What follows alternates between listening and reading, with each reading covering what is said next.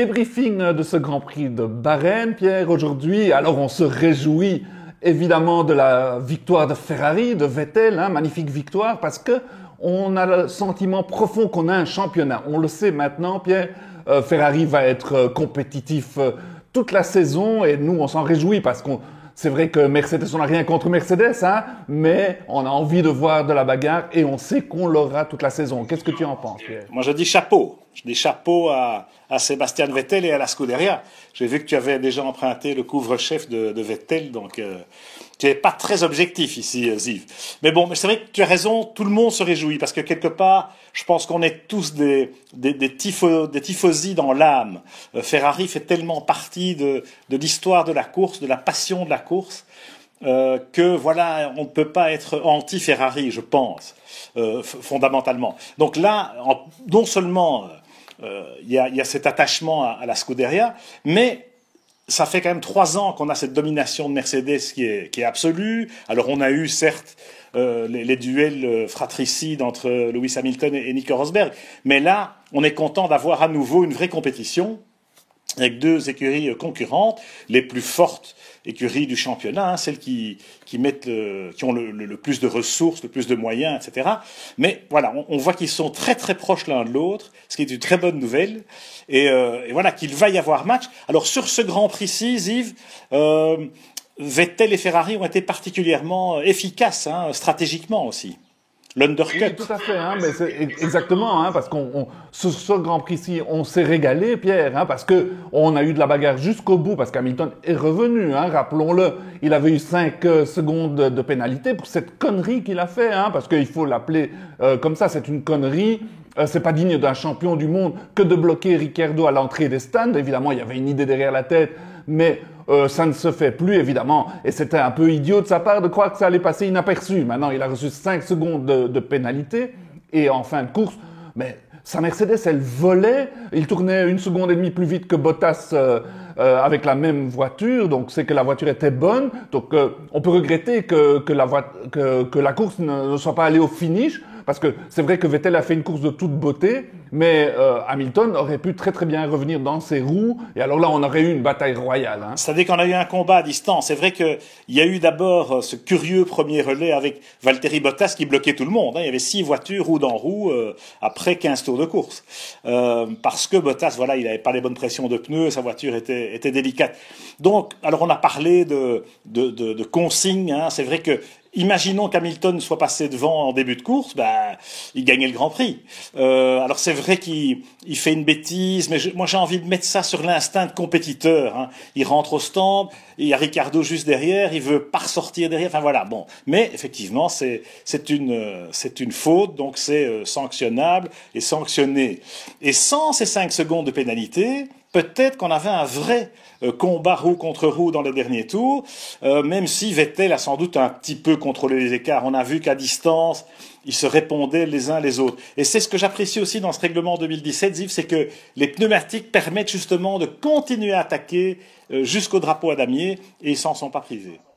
Oui, et c'est un vrai plaisir. Et heureusement que la Scuderia est compétitive, parce que on ne peut pas compter sur Red Bull et on en parlera dans la 2e émission. Pour l'instant, on sait très bien que Red Bull va revenir dans le jeu parce qu'ils en ont les ressources et les pilotes.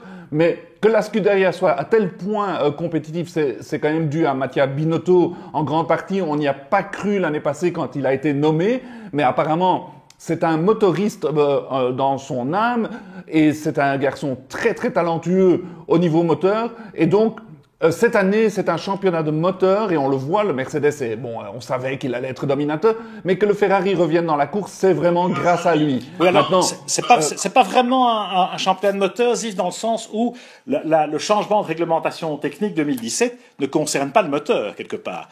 Donc moi, ce qui me bluffe, c'est la faculté de Mattia Binotto justement à organiser et à voir refonder même la philosophie de la Scuderia.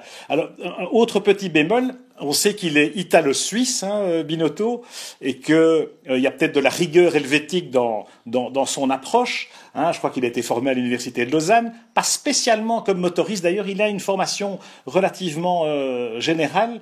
Et il y a aussi la touche d'un septuagénaire, figure-toi, dans cette Ferrari 2017. Rory on voit un peu Byrne. avec les flancs, les pontons. C'est Rory Byrne, le bon vieux Rory Byrne qu'on a ressorti de sa retraite au bon moment. Et voilà, donc c'est un ensemble d'éléments qui font que Ferrari est revenu dans le parcours. Maintenant, il y a une petite déception, je trouve quand même, dans le chef de Ferrari, c'est Kimi Raikkonen. C'est Kimi qui est pas tout à fait là où il devrait être. Alors il est pas très loin non plus. Je veux pas non plus lui mettre la tête sous l'eau. Mais voilà, il se loupe quand même de nouveau. Il est pas très vite en qualif. Il se loupe au départ. Finalement, il fait une belle fin de course et il revient. Mais il y a un petit goût de trop peu. Et par rapport à Vettel, la comparaison quand même est assez flagrante. Oui, et là, on retrouve le Vettel qu'on a aimé chez Red Bull, c'est-à-dire un Vettel dominateur, et quand tout va bien, il est parfait. Et Kimi Raikkonen n'est que l'ombre du Kimi qu'on a aimé du temps où il était au départ chez Sauber et puis chez McLaren où il était flamboyant, parce qu'après, c'est vrai qu'il puis champion du monde chez Ferrari. Champion du monde, un peu à l'arraché, c'est vrai. Mais bon, ok, champion du monde, ne lui enlevons pas ses mérites. Mais maintenant, Kimi déçoit très très fort et on se demande combien de temps est-ce qu'ils vont encore le garder chez Ferrari, parce que il faut se rendre à l'évidence, la Ferrari est très compétitive et Kimi n'arrive même pas à monter sur le podium. Alors, il y a vraiment un problème de ce côté-là. Il y a toujours des excuses, évidemment, et il finira par monter sur le podium. Mais il est incapable de gagner un Grand Prix si Vettel, Hamilton et Bottas n'abandonnent pas. On ne voit pas Kimi gagner un Grand Prix. Et surtout à Bahreïn, où c'est un circuit qu'il a toujours bien réussi par le passé. Donc, être en dehors du coup à Bahreïn, c'est quand même inquiétant pour la suite. À l'inverse, Valtteri Bottas chez Mercedes, bon, il fait la pole, il se loupe un peu en course, mais bon, c'est visiblement pas de sa responsabilité, le coup de la pression des pneus.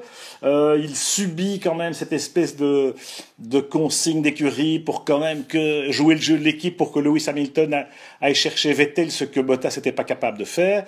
Mais je pense quand même qu'il a pris confiance. La pole lui a fait du bien et on sent qu'il y a une bonne osmose dans l'équipe autour de Bottas et entre Hamilton et Bottas. Donc, ce sera important. Dans le match Mercedes-Ferrari, ce sera important et le rôle du deuxième pilote n'est pas négligeable. Oui, il y a deux éléments, Pierre, effectivement. Il y a Bottas qui monte en puissance et qui monte en confiance aussi, surtout.